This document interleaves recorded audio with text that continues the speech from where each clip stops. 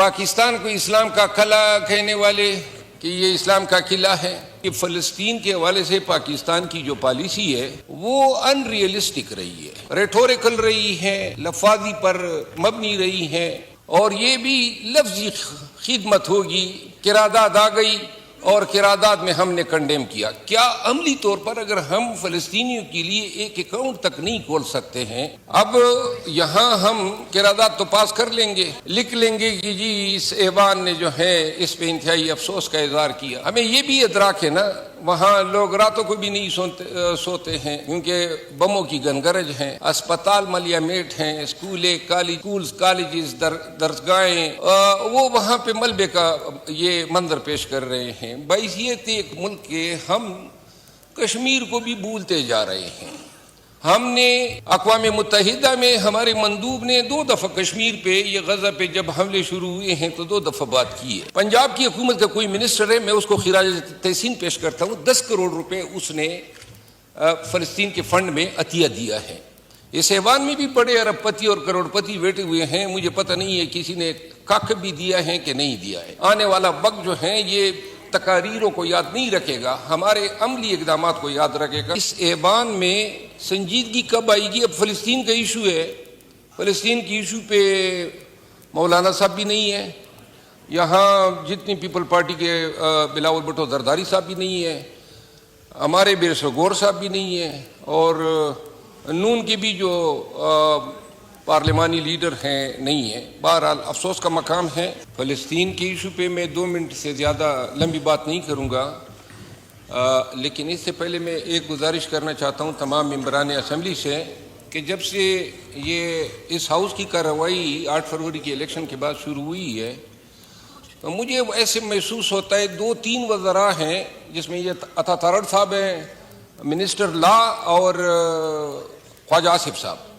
یہ ایوان میں آ جاتے ہیں، باقی وزراء صاحبان یا تو ہم پہچانتے نہیں ہیں، نئے عہدے ملے ہیں، لیکن اس ایوان میں کارروائی جو ہے وہ انتہائی غیر سنجیدگی کا شکار ہے۔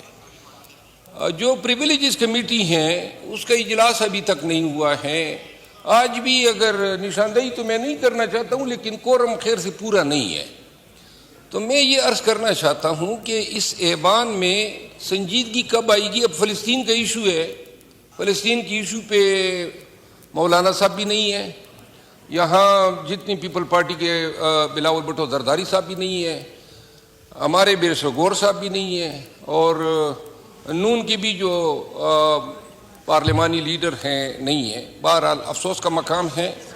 فلسطین کے حوالے سے اتنی لمبی چوڑی بات تو نہیں کروں گا جو دیگر محترم مقررین نے بات کی، اتنی میں عرض کرنا چاہتا ہوں کہ فلسطین کے حوالے سے پاکستان کی جو پالیسی ہے وہ ان ریئلسٹک رہی ہے، ریٹوریکل رہی ہے، لفاظی پر مبنی رہی ہے، اور غزہ میں فلسطینیوں پہ جو مظالم ڈھائے جا رہے ہیں اس حوالے سے میں ایک چھوٹی سی مثال دینا چاہتا ہوں۔ فلسطین کی ایک ہیومن رائٹ آرگنائزیشن نے مجھ سے رجوع کیا کہ جو فلسطینی پاکستان میں اور بالخصوص اسلام آباد، پیریفری میں اور پنڈی میں آباد ہیں، ان کی ری ایبلیٹیشن کے لیے ایک NGO جو فلسطینی NGO ہیں وہ یہاں پہ کام کرنا چاہتی ہیں، اور جس کے لیے پاکستان کے کسی بینک میں جو ہے اکاؤنٹ ان کے لیے کھولنا ہے۔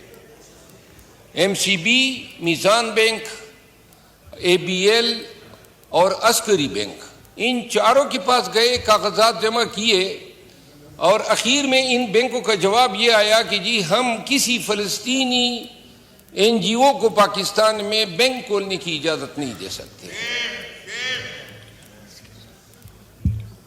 اب یہاں ہم قرارداد تو پاس کر لیں گے، لکھ لیں گے کہ جی اس ایوان نے جو ہے اس پہ انتہائی افسوس کا اظہار کیا۔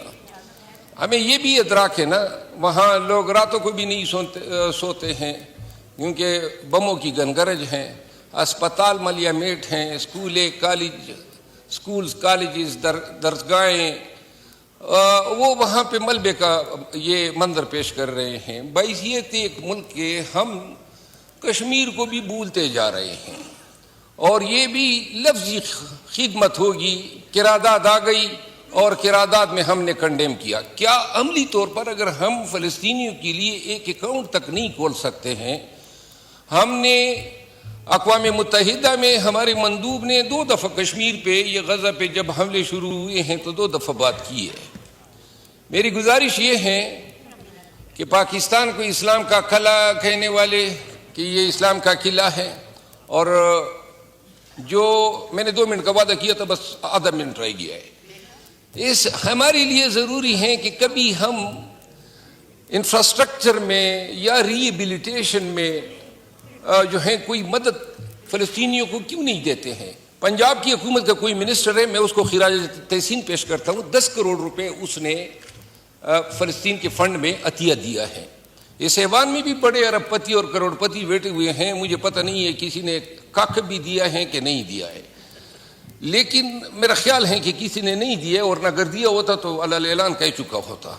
میری گزارش یہ ہے کہ تھوڑی سی ہم اس جہان میں تو جانا ہے، جانے سے پہلے اگر اپنے مسلمان بھائیوں کے ساتھ ان حالات میں بھی اگر ہم اخلاص نہ کر سکے، آنے والا وقت جو ہے یہ تقاریروں کو یاد نہیں رکھے گا، ہمارے عملی اقدامات کو یاد رکھے گا. میں جناب کا بہت مشکور ہوں. شکریہ. عثمان بدینی صاحب. شکریہ اسپیکر صاحب. اسپیکر صاحب،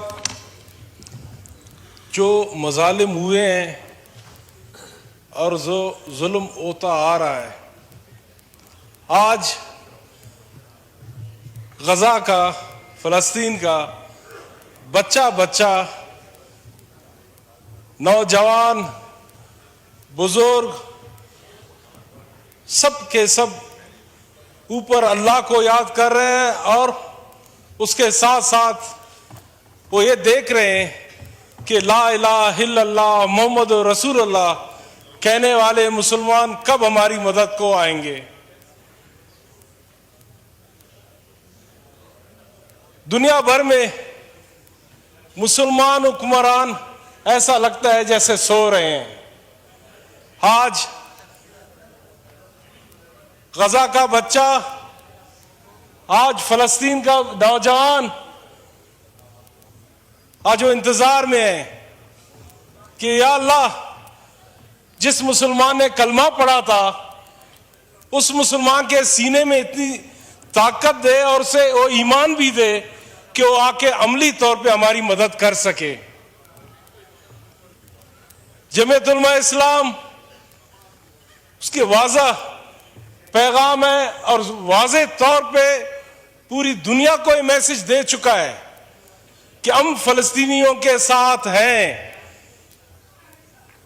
اور اگر آپ کو یاد ہو، آج سے 4 دن پہلے ہمارے 2 مفتی صاحبان نے ایک اعلان بھی کیا. اس اعلان کے بعد ہر مسلمان پہ یہ فرض ہوتا ہے کہ وہ عملی طور پہ اس جنگ میں، اس خطے پہ جا کے موجود ہو اور اپنی خدمات پیش کر سکے. مرنا سب نے ہے، مرنا کہیں بھی ہوگا. یہاں کوئی اپنے حق و حقوق کی بات کر کے اور سیاست کی بات کر کے، اپنے علاقے کی بات کر کے اور اپنے چھوٹی سی زمین پہ بھی لڑکے مر جاتے ہیں، اپنے لیڈروں کے نام پہ بھی مر جاتے ہیں. اگر ہم اللہ کے نام پہ اور مسلمان کے نام پہ وہاں مر جائیں تو اس سے بڑی بات نہیں ہے.